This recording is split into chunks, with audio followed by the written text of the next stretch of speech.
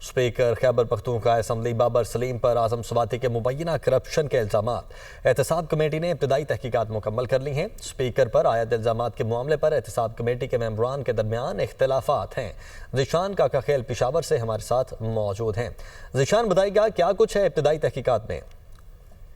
जी बिल्कुल, मुबैना तौर पर स्पीकर खैबर पख्तूनख्वा असम्बली पर पीटीआई के जो सीनियर रहनुमा है आजम स्वाति, उन्होंने इल्जामात आयद किए थे कि इन्होंने गैर कानूनी तौर पर बर्तिया की है, प्रमोशन दिए है और इस तरह इख्तियारात का नाजायज इस्तेमाल किया और फंड्स का गलत इस्तेमाल किया है।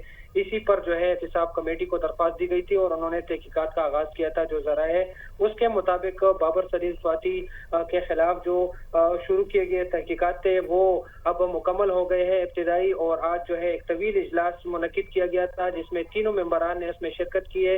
दो मेंबरान का आपस में इख्तिलाफ है। एक मेंबर ने यही कहा कि बाबर सलीम स्वाति ने जो भी किया वो कानून और आइन के मुताबिक किया, जबकि दूसरे मेंबर का यही मौकफ था कि इन्होंने खिलाफ वर्जी की है। इसी मामले को जो है तीसरे मेंबर ने मुदाखलत की और उन्होंने इख्तियार ले लिया और यही बहुत शुक्रिया ज़ीशान आपका।